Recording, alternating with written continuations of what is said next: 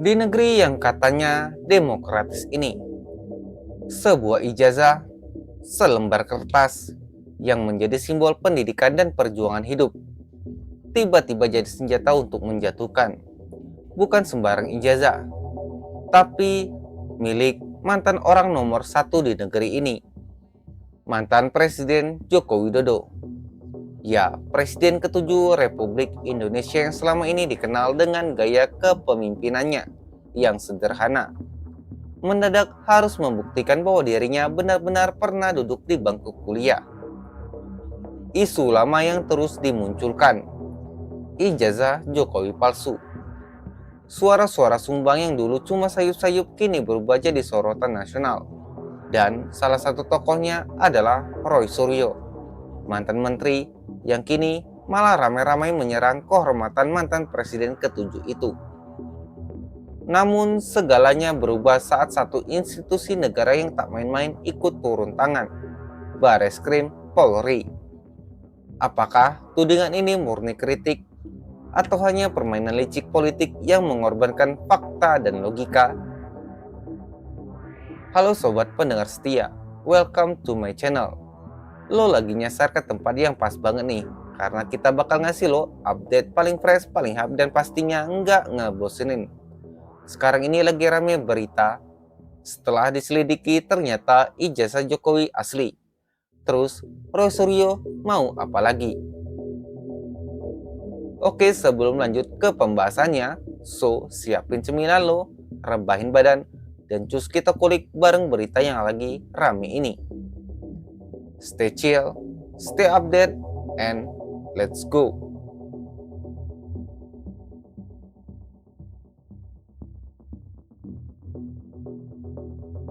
Polisi bekerja dalam diam. Bareskrim Polri menguji ijazah S1 Joko Widodo dari Universitas Gadjah Mada. Mereka membandingkannya dengan dokumen pembanding dari teman-teman kuliah Jokowi dulu. Hasilnya identik. Kertasnya sama, stempelnya sama, bahkan elemen pengaman di dalamnya pun sesuai. Dokumen itu pun dikeluarkan tanggal 5 November 1985 atas nama Joko Widodo dengan NIM 1681KT dari Fakultas Kehutanan UGM. Bukan cuma klaim sepihak, semua diuji secara laboratoris, ilmiah, tak bisa dibantah dengan teori konspirasi murahan. Brigjen Juhanadi Raharjopuro, Direktur Tindak Pidana Umum Bareskrim menyatakan dengan tegas, tidak ditemukan adanya tindak pidana. Dengan kata lain, tuduhan palsu ini resmi tidak terbukti, dan kasus pun dihentikan.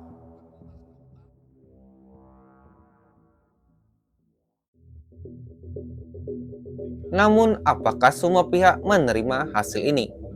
Freddy Alex Damanik, Wakil Ketua Umum Projo, ragu. Ia menduga Roy Suryo dan kelompoknya tak akan menerima hasil penyelidikan ini. Bahkan, menurutnya, sikap mereka sudah menunjukkan adanya niat jahat. Mens rea, istilah hukum untuk menyebut niat buruk seseorang dalam tindak pidana. Freddy mengingatkan publik bahwa kebebasan berpendapat bukan berarti bebas memfitnah. Kritik itu boleh bahkan harus, tapi harus berdasarkan fakta.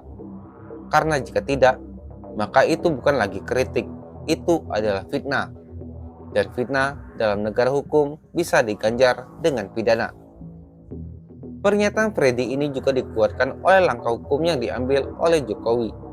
Ia telah melaporkan beberapa pihak atas dugaan fitnah dan pencemaran nama baik ke Polda Metro Jaya. Ini bukan tentang membungkam publik, tapi membela kehormatan dari tuduhan tanpa dasar.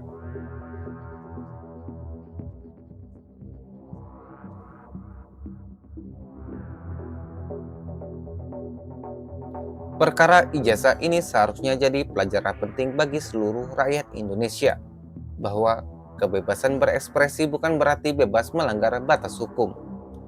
Polisi sudah bicara, bukti telah diuji, tidak ada kejanggalan, tidak ada pemalsuan.